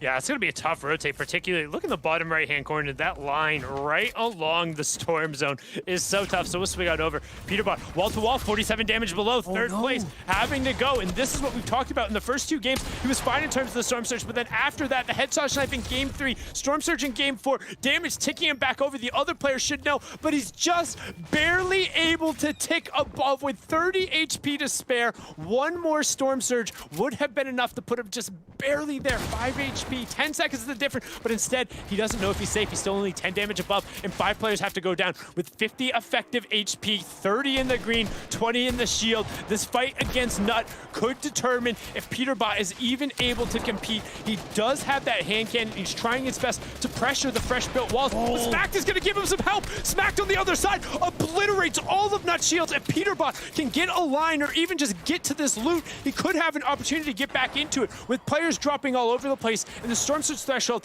actually dropping because of it. Peter is fine. Storm Surge turns off, and he'll get as many cabbages as possible, and that is a second breath on life. That's crazy. Just talk about map awareness right now for Peterbot too, just to be able to just figure that one out. Rokane, we talked about him having that super long rotate. He finds Spade, and Spade, who was also under Surge, wins the fight somehow, some way. And Spade managed to stay alive. Down goes Peterbot. Casker now will have his opportunity to jump up, blow past him, and continue to fight for the top 3. But remember, Kanata's still up. Tragic's still up. Peterbot, obviously, in this game, just barely hanging on there. He has got no heals to work with. And Nut, I see Nut's name in the distance. Okay, so Nut managed to survive there. This is crazy. And I believe we saw Cease end up going down. I don't think he's going to end up being here, but we can see Kanata right on the wall. NPen doesn't necessarily know he's there. He's looking for the opportunity, but one thing to note about his loadout, he doesn't necessarily have something that's going to be great at taking a full built metal wall. If it was fresh built, he could potentially pop through with that legendary burst if he hits it right on the first 2 building frames, but otherwise, he doesn't have wall-to-wall pressure, especially not on brick and metal. So his opportunity to really go kind of gone. However, some really great discipline here. As you can hear, the heavy AR right from NPen. Zone is a short rotation, and you can see things could get awkward very quickly. Yeah, definitely. But Kanata, he's at the mercy of NPen. When will NPen move? If he moves first, the likelihood of him getting punished is pretty high. No, he manages to get out. He sees that vehicle there. He's just going to go on a beeline right past it. No need to use it. And NPen does not get aggressive. He's like, yes, thank God this other player moves, and now he gets to move too. Miro jumps in a car and he's gone. Here's Tragic's perspective. He finds a vehicle as well. And this is, I really like this play. He's gonna go all the way around the outside here. Has to be careful though, because if he jumps out, he will be the focus of the lobby here. Uh-oh. He doesn't get very far here. I don't think he necessarily needed to stop, because again, it was only Casker firing towards him, and Casker looks like he wasn't overly committed to it. He kind of threw out a couple shots and that was it. But in the bottom right hand corner, Chronic Jays takes out Peterbot. So after the amazing start from the player who is making his finals debut, made it all the way through the open track, the 2 second places, he has now fallen to a headshot snipe, fallen to Surge, and then fallen with only 1 placement point. The huge pump from Jays putting him down, and that's effectively just an assist coming out from the Storm Surge. If he could get that figured out, he'd be fine. However, he's not. And that's 2 ex-console beasts going head-to-head right there, putting the damage onto one another. So Jays is going to be the guy who survives here and stays in the game. Let's take a look at this wide shot here to really absorb in where players are positioned. Once again, Pam finds himself on high ground. I'm so surprised as to how he's not a little bit higher on the standings. I mean, he's in top 10, don't get me wrong, but he has constantly found himself in just key high ground positionings. And for solos, when it's just you and you're the only guy you have to worry about, I mean, that's the place to be, no doubt about it. It's the average 1.25 eliminations. He's tied for lowest on that French page with both Jack and I believe it was Stretch was the other one. However, Stretch ended up with the VR and a couple more placement points to push him just the 2 points above. You see Tragic's right now actually trying to put a little bit of pressure onto Stretch. Pretty much everyone has made their way into the zone, but we talk about the changes of verticality in Old Man Mountain. There's plenty of them ringing the outside, and where'd that half in, half out go? Oh, we're going straight over to the highest point on the entirety of the map. And you can see 4 players are in the zone. That means 48 players are not. This rotation is going to be absurd. Commandant going down. Jock ends up picking up Aviv. Storm Surge is on, but only for 2 players, so shouldn't be on for long. He's just sitting in the situation here in between all these builds. He's managed to snake his way through somehow this far. And he's just praying that a launch pad gets put down here. Tragic's manages to sneak his way around that outer edge, and that means he made the right decision. That's the thing. It comes down to a matter of decisions. He finds himself on the right side of the map, and now it pulls to his side, favoring him. 81 points here, just on the heels of Kanata. Kanata's got no room to breathe. No one is safe. First place can be anyone's right now in the top 3 here. Actually, scratch that as Peterbot's out, so it's up to Casker now. If Casker's still alive in this game, which I believe he still is. Yes, he is. There he is.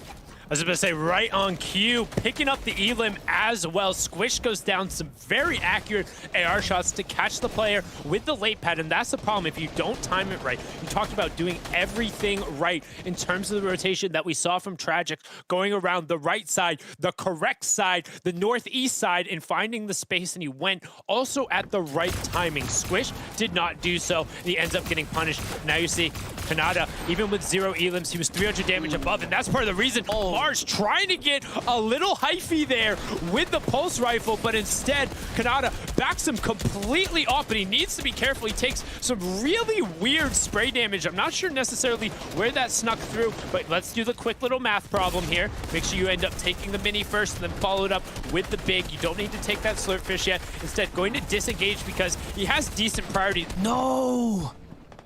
Mars sneaks back around, and it was his wall, and the whole time he was paying attention to it.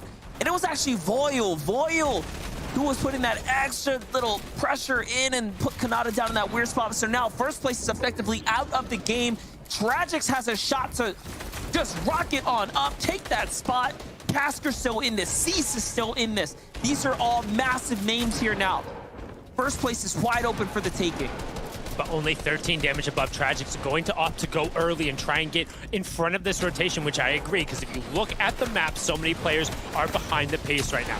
Miro picks up G2 Jock. Pamso leaves the high ground and ends up coming straight down. Tragics takes a huge chunk in the back and immediately needs to cover up. 36 players still remaining, so we're one more out from another placement threshold, and there's tons of points still up on the table. Chimp with a great glide to get in front of the zone. Zuni's with the late pad from the high ground could potentially look to challenge Backwood, who's up on height. Boxes him right away. Who gets the conversion on that? Doesn't matter, because we're going to hop over to Tragics, who's looking to charge and take over from Connor to spot. Gets a huge elim onto Avery, but box to box doesn't cover up, and Pamso takes him out. That's what happens. 1, 2, 3 for this second game in a row. All fall just barely inside the third placement threshold. What does that mean? Players like Rokane, players like Cease, the ones who are able to stay up on their feet, are still able to challenge here. Slacks still able to push through. Narwhal ends up picking up the elim onto Npen. Nounzi on the backside of the zone with only 7 builds, trying to edit through, but there's a trap on the other side, and the trap was set. No, it wasn't Cease. No Cease picks up way. Scented, and he gets dubs. This is what happens on the backside of the zone with that epic tack. Wall to wall, the veteran is trying to push through and charge up with one more game after this in the second to last game. He's saying, hey, don't forget about me, and right as we talk about it, another veteran, Sentinels, Booga, cleans him up. Zuni still up on the low ground here as we have our top 20, but players are falling, and they're falling fast. Yeah, don't forget about Pam. Pam's still in this one as well. Take a look, 66 points here. He's on the hunt. He's looking for anyone who's down low, and you can hear the builds coming through. Ramp comes in. That's Mars OW. Mars is down. Doesn't let go of the trigger, though. He runs to another one. There goes Bob the Builder, claimed and destroyed. 74 points now. Put him in the top 3. Put Cease up there in the top 5 now as well, because they have all popped off and broken that 70-plus point threshold. Top 10 now is what remains here. Chip still in this one. That's no easy feat to take out there. Big names here remaining, and Zuni's has got the high ground. This is Zuni's game to bring home, but Pam, it's Pam's game to really jump up, maybe even fight for first. Yeah, but Slacks in the bottom right-hand corner also now cresting 70 points. No player wants to go down before that top 5. They want to make it all the way through, and Dom finds Qua on the backside of the zone, but then immediately Pam finds Chimp. That is a huge elim for the 2-point swing, as well as the 5-point placement threshold. You can see Zuni's up on the high ground. He boxes him 48 as well right after. He only has 3 builds, but he says, that's 2 more than I needed. Takes him away. He's going to drop down and connect. Now completely out of builds. Zuni is 2. He goes down, and the positional bases could be in. Everyone else is in the zone. Everyone else is out of mats. Pam is shooting fish in a literal barrel from the high ground. Can Slacks make the wall-to-wall play? He goes for a pickaxe, but Pam just stays in, shoots down, ties the top elims. 97 points, the victory royale, and I think that's enough to put him into first place. With 1 game left, it's anybody's chance in NAE. And not only that, I think he broke the elim record as well. Right here, we get to watch it from his perspective. He sits in the zone, finds and steals those away in those finals. Actually, that might have been an equal elim from both sides. There's a pickaxe swing goes through. What a game for Pam to clutch that one up. We're going to toss it over to the desk because I need to hear Zeke's reaction to that one. Wow! That's my reaction, baby. What is going on? I don't understand what's happening. We keep looking at the top 3, and in every single game, the lobby is like, no, we're not going to let you guys get ahead of us. We're going to make sure that we make this as even as possible. And in this moment, we saw Pam last game, and in this game, he said, you know what? I want the victory royale. I want that #1 spot. Vivid, he might just have it.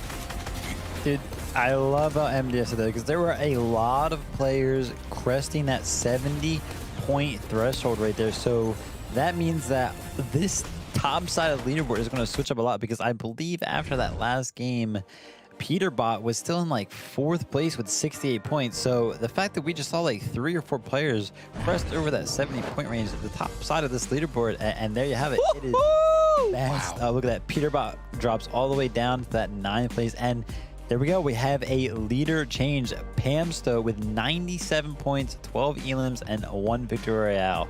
Wow, he's gone all the way up from 10th position to 1st in one game. We said that this could happen. You know, Canada and, you know, particularly Peterbot as well, they're kind of resting on the fact they'd had a great couple of first games. But since then, Pamstu just absolutely blazes through.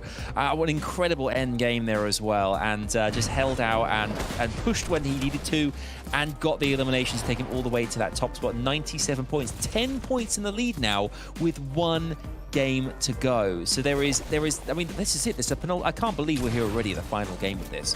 The solos. It's been so much fun to watch. There's one more left. But Pamstu, if you need to push, make a play for it, the penultimate game is the one to do it in now, because you're sitting there at the top spot. As long as you can position yourself well in this last game, then you are, I think, set to go all the way. We didn't see it coming. We knew it might happen with our players. Pamstu was the one.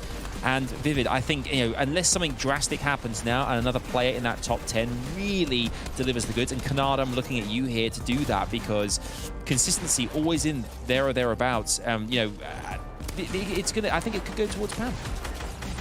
Yeah, I mean, Pamstu picking up the most elims in that game, so he is actually taking him that bonus prize of $456 since he did get the most elims in game 5 there. And I'm excited to see how he plays this last game, right? Because there's only one game left, and undoubtedly so, you know, there are a lot of players in striking distance because of how many players just crested that 70-point threshold. I mean, Pamstu does have a reasonable lead on them, but as you can see here, Pamstu going from 10th to 1st in just that game right there. Really, anything is possible in terms of switching up the leaderboard, so he's got to be careful. So I'm interested to see how he switches up his game, if he does at all.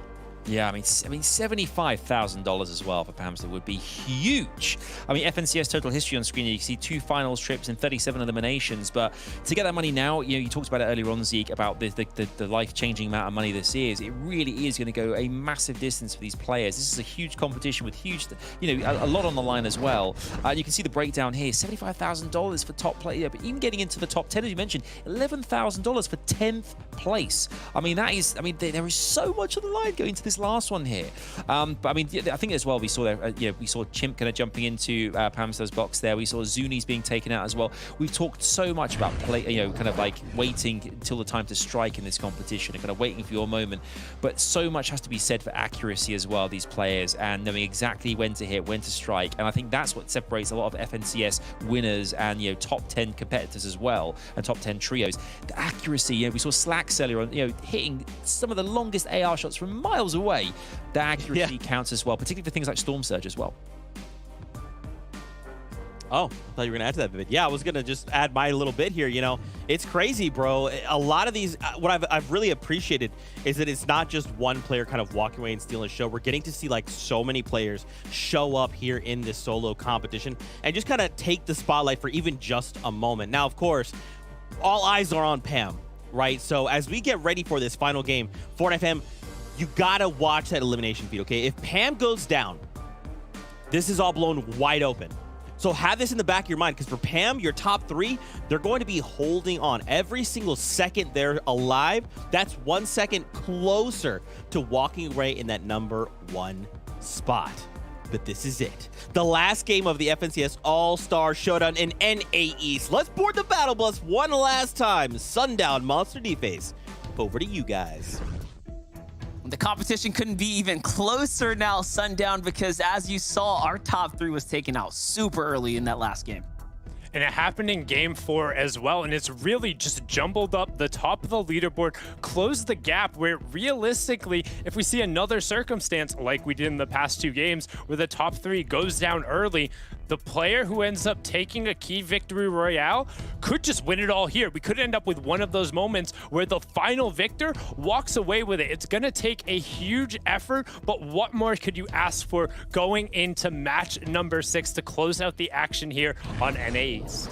Yeah, it's definitely going to come down to that last victory royale. I'm feeling it in my gut here because there are too many people that are too close to actually snatch this one all away here.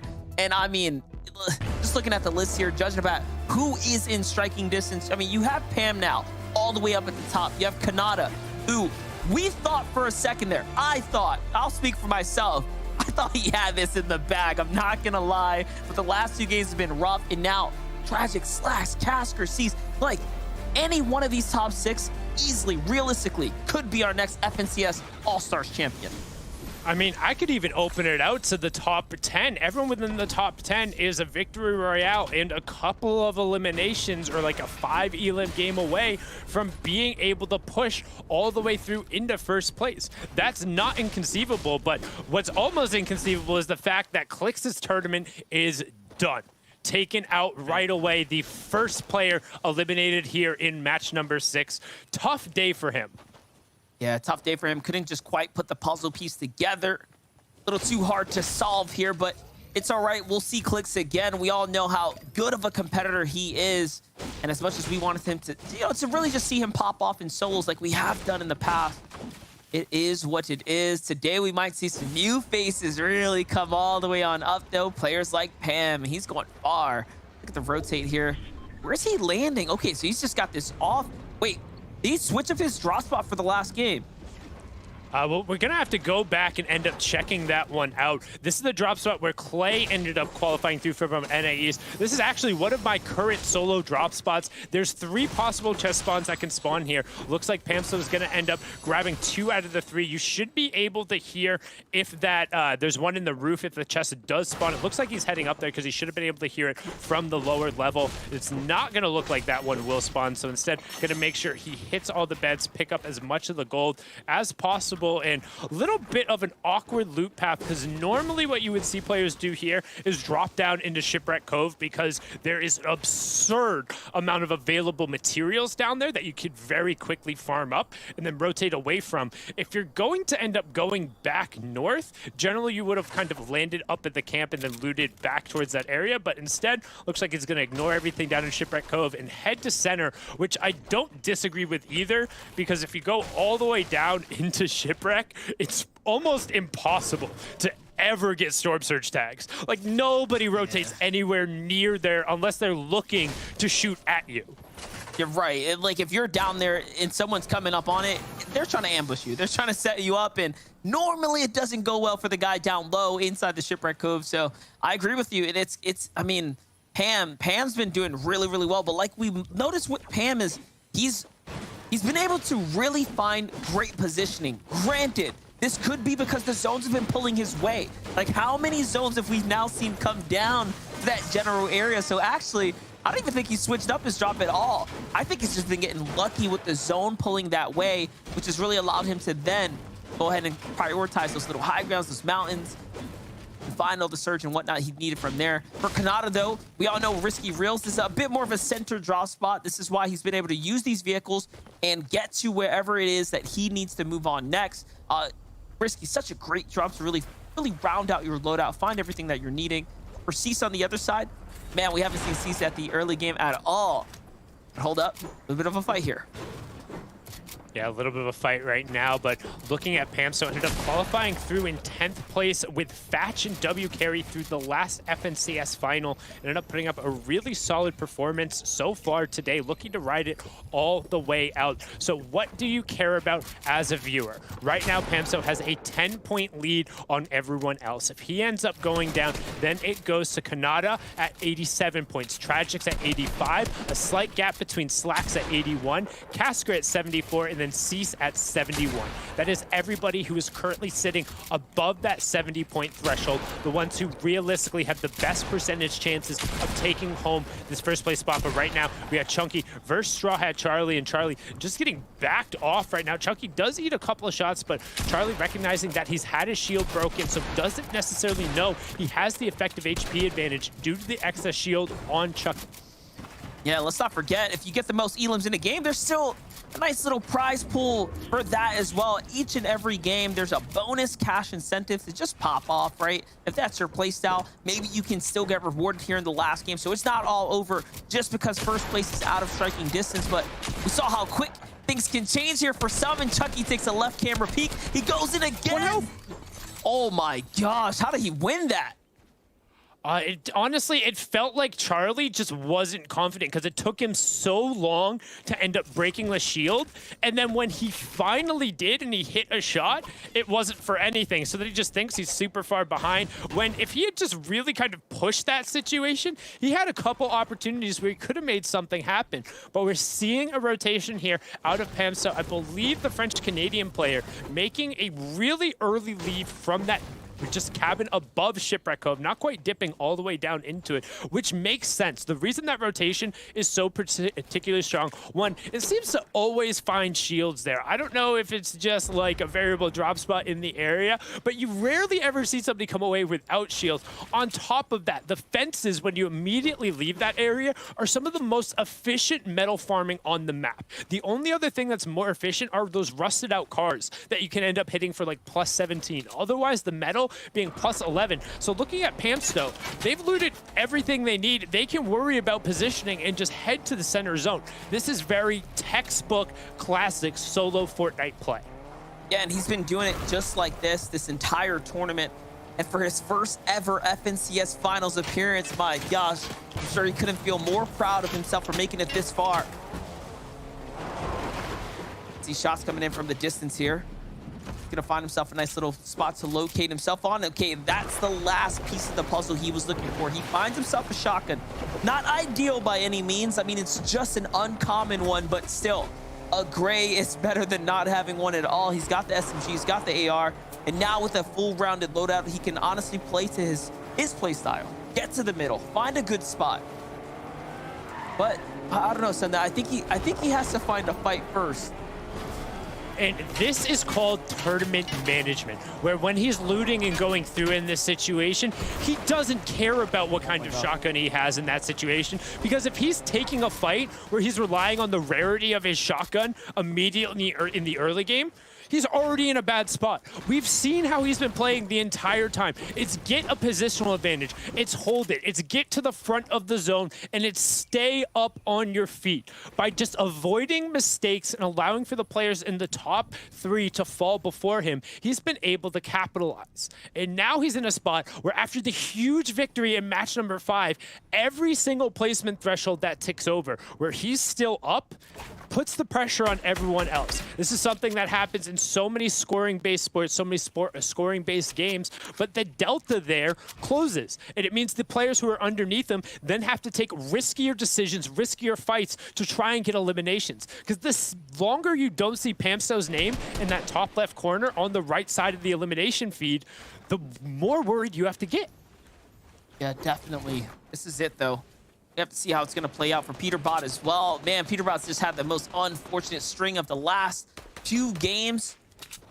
It's bleeding into his performance right now. And I mean, every time we tune in, he's so good, like as far as this material, where he is.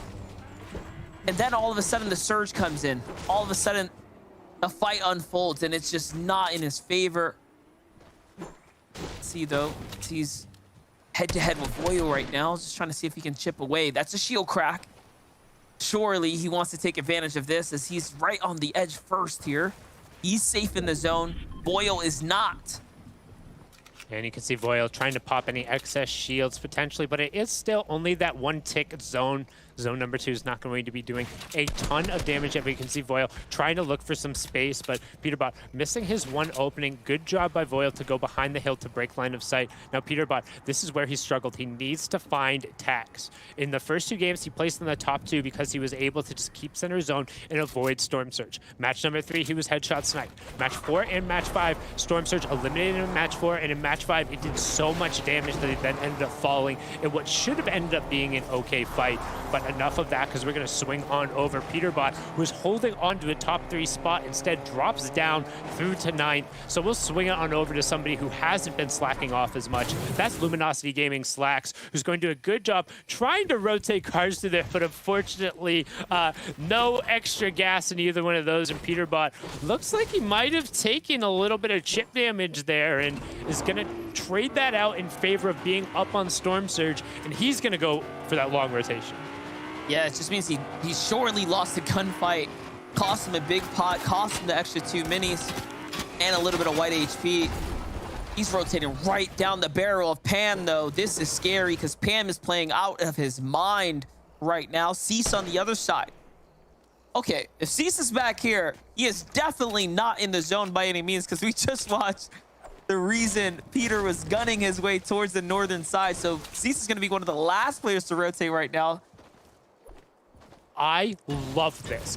I freaking love this for so many reasons, and the reason he is doing this right now is the 3 medkits that he's holding in his second slot.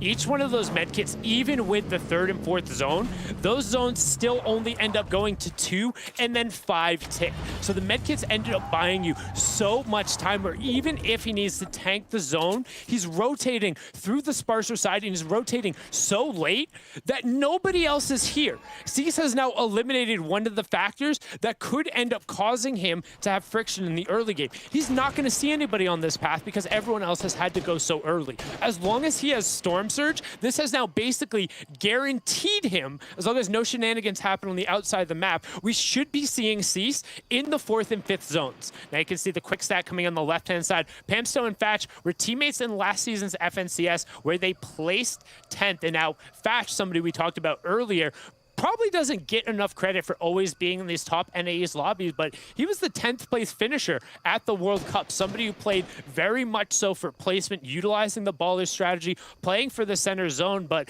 it seems like some of that's rubbed off a little bit here on Pamstyle. Yeah, Thatch, Carry, Pamstyle, these guys are grinders, like part of the scrim community. They put in all the work and it's really starting to pay off. And I forgot Thatch was even a part of the World Cup, not gonna lie, so long ago. And look at him still here. Kind of, he reminds me like a Kaz, right? Like, he's been there since the earliest days, but just hasn't quite gotten that credit. But he is good. He is good. And they're still here. They're amongst the best of the best. But okay, for Kanata, the story is, can he survive? He's had these last 2 games. We know that Kanata's mentality is really, really strong. He knows how to just reset, come back, and not let the previous games affect him. For Pam, Pam's riding the high of the last Dubsky. He's feeling good. Tragic's as well. Tragic's really jumped up pretty high here. He's in a fight up against NRG Edgy, one of the scariest players to ever do it. And he has 42 damage below Sundown.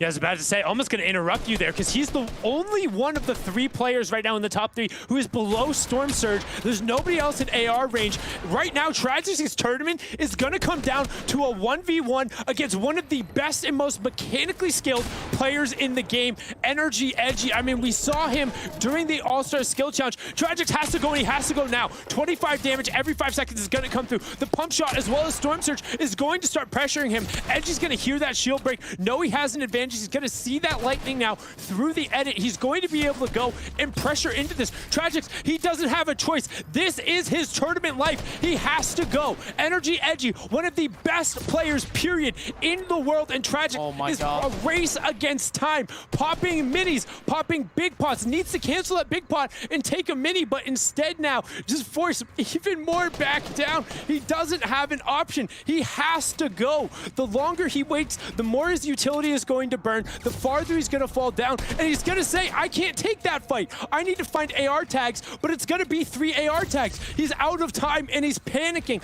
And what was such a fantastic performance in Match 4 and Match 5 to even get him into consideration, his failure to position and account for it, and then running in to the Lord Energy Edgy is going to end his tournament. He is the only player below Storm Surge, and he's trying to disengage. Is he looking for a fireplace? What is he doing? Wait a second, he tries to run. He tries to outrun it. One player has to go down. No, I thought maybe he had a game plan. Maybe he had a strategy. Maybe he thought, hold up, I could get to that campfire. I could survive this, but no. NRG, remember, that's a sound effect. Energy Edgy will be able to hear, and he took advantage there. Rough game for Tragix.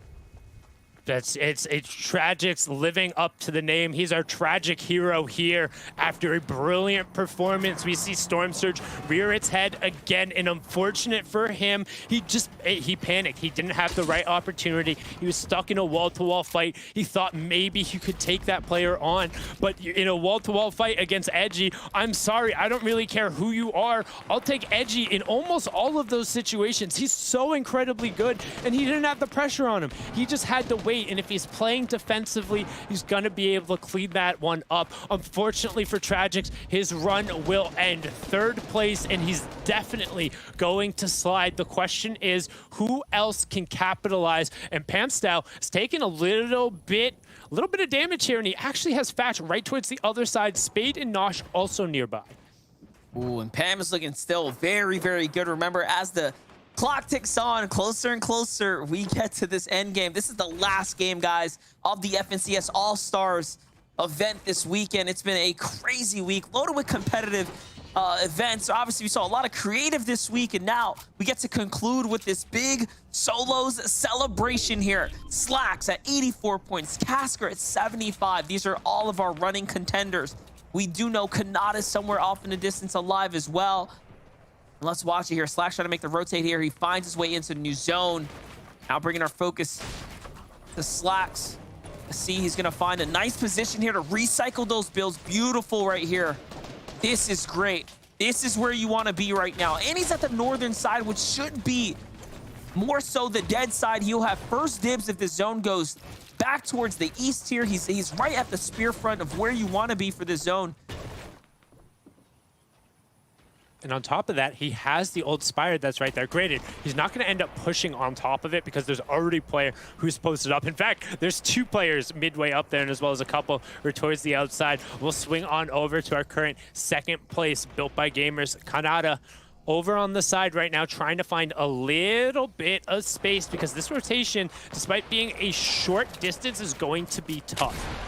You have Asian Jeff right on the interior there. You see him just checking the bush, making sure no one's in there, throwing a couple pellets, and trying to go a little bit early, recognizing that there was a lot of players to either one of his side. Potentially, he's going to look to ramp over the top of Jamper here, or just post up right next to him. Instead, he's going to post up, but that was a thick shot coming out from Jamper. He ate a lot of the shields, and Jamper is actually going to go aggressive. Jamper's on that wall, trying to push forward, and Kanada's taking shots from the backside. He needs to be careful here, as on top of all that, he's getting pushed. He's only 13 damage above Storm Surge with 9 players to go down. Observers, don't you dare leave his perspective right now. We need to see what happens. Unless Pamstow is under threat, we need to see what happens in this circumstance because that Storm Surge threshold is ticking down. Only 6 above. He was 13 above before that. But Pen is in his box. 103. He opens it up right away. And that is huge. On top of that, Casker eliminates Cease.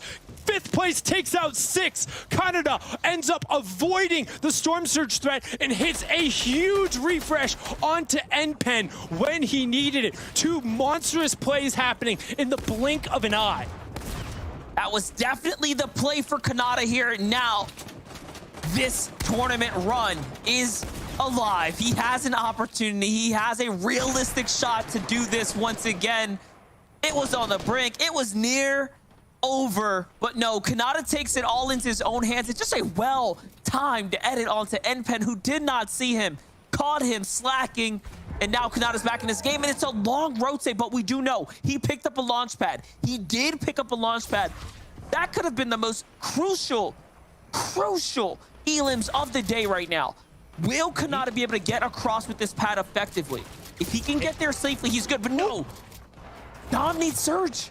Yeah, I was going to say, there's 2 players near him who are actually hitting on Surge. There's only 4 players in the entire lobby being hit by it. Hoofishy ends up going down to it right there, but the immediate push, that was Okus who's trying to get down. Ozervo is able to then convert onto it. I believe Jamper was the other one who was also being hit, who was forced to end up taking some shields there. Yeah, Jamper, who's ahead of the rotation on Canada, ends up ending up taking that. Asian, every player who is in between him and the zone is too busy right now popping shields and taking Surge to care about him. He has just been gifted such great positioning, but somebody who wasn't gifted great positioning and had to earn for it and has been fighting for it the entire game. Pamstow with a fantastic pad to the middle of the next zone. He doesn't give himself a chance to get priority on full moving, but he's safe. We have ourselves a finals here, though. Slacks at 85, Kanata at 91, Pam at 99 with a nice small lead here, but it's a lead nonetheless. That gives him room for elims, room for Kanata to have to really outplace him or do something exceptional.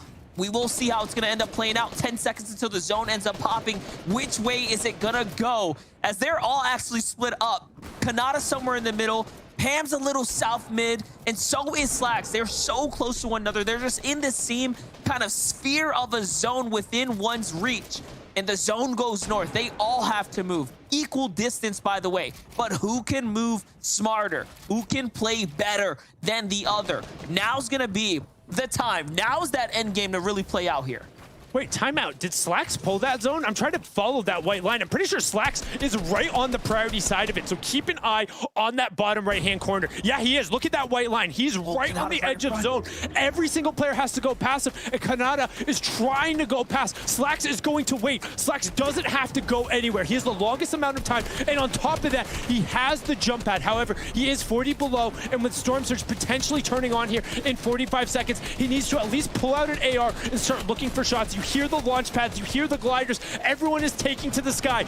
Game 6, top 3 on their feet right now. Pamsto in first, Kanata in second, just 8 points behind, and then Slacks in third, currently sitting 14 points back. Slacks misses his launch pad, takes a huge pump shot that happens in the bottom right-hand corner. Keep an eye there, he's the one currently under pressure. Pamsto in the top right is just looking to rotate and get ahead of the zone, prioritizing positioning as he's done all game. On the left-hand side, you can see Sentin up on the high ground, but the reality is we don't care what's on the wide, we care what's on the right. Pamsto, no builds. Our leader is on no builds. We're staying with him until he gets a refresh or until he goes down. The plays are going to have to be made. Zone is pulling away as well. Keep an eye on it. He wins or loses FNCS All-Star right here with this play. He's fighting through. He has a launch pad, but he doesn't have anywhere he can place it. You have to own that build. He finds Slacks! He finds the third pace Slacks on the backside of the zone. That is gross. That's the refresh he needs. No extra shields into the box, but he's down. Where is Casker? Where is Kanata? Kanata's also down. It's Casker's game to win or lose. He needs to run it out. Monster, everyone has fallen yet again. This is worth everything right here for Casker. If he can make this end game, he has to break through, but he also has to break free. He needs more elims in order to catch up here. But what a run so far from Pam onto Slacks there to make that exchange. Down goes Chimp. Casker finds another. One step closer. One step closer. And Zone is pulling back directly on top of him. He's gonna about face. He finds huge shots. 1, 2, 3. Storm's gonna tick over. Did he get the credit, or did Dom end up cleaning it up? It looks like Dom was the one who stole that away. Just the 2 elims barely could go over. Huge pump shot from Casker onto Crunchy. Can he end up connecting? You see him dropping the excess shotgun. Doesn't want the swap penalty. Gonna pull the 72 hours. The quick dip out in the zone. He cuts back in the top 10, but he's out of builds. Casker's tournament life on the line. We saw Pamsto had over 100. He didn't end up on the wall of Crunchy, but Crunchy replaces the wall. He doesn't have anything. He needs to find the Elam. It's all about this fight. Boxed like a fish, but can he do the Muhammad? No, he pushes through, and it's over. Crunchy takes him down. He ends the run. Bucky on 81, but I don't see anybody with the points. Pamsto should walk away as your FNCS All-Star champion. The French-Canadian upsetting everyone else, but it was down to the wire, and in the final 3 matches where the top 3 fell every single time, the question is, can Dubs close this out, pick up the VR? Edgy versus Dubs, NRG versus FaZe here in the final match, and there's a little bit of a pay bump on the line. Yes, definitely a big substantial one, because there's so much prizing here for the solos, and Dubs should be able to close this out as Edgy has nothing left here, and it's all going to come down to the wire right here, right now. One pump and FaZe Dubs walks away with the final Game 6 victory. But the story is Pam, Kanata, head-to-head against Slacks as well for the race for the $75,000 prizing there, Sundown. And what a game we watched unfold. and it was so close. You could tell everyone who was towards the top was in just hold on mode. They say just a couple more points, just one more placement threshold, just one more potential elim. As you see, just so many top of the leaderboard, on top of the leaderboard, key interactions at the end there. Casker taking down C's. You can see Pam Snow with a huge elimination onto Slacks on the backside of the zone. It got him everything he needed, but he couldn't quite create the distance after the fact. But cutting down your competition is sometimes just enough. We'll take a look and see what happened there. And I mean, what a close finish. And if Casker is just able to get that one more elimination at the end, what could have been? But instead, we get a great 1v1 from two of the top players in terms of Dubs and Edgy to close it out. Yeah, definitely. And not only that, though, big hats off to Casker. That run right there is going to net him a lot of extra prizing, guys. It wasn't over until it was over. But from here, from us at the Des Monster, and of course, Sundown, we appreciate you guys for tuning in. We're going to toss on over to Des. Bring us home for this NA East region, guys. Guys, thank you so much. You absolutely crushed it on the day. NA East, baby. We've got to take a look at the final settings. We got to see how it all shook out at the end of 6 matches. It was insane. But Pam, congratulations to you walking away in that number 1 spot. Casker, they're jumping up into number 2. Kanata going up to 3 and holding strong. Congratulations, you top 3. But Pam is your overall most winningest player. Vivid, this is good stuff. You love to see it. Yeah, Pam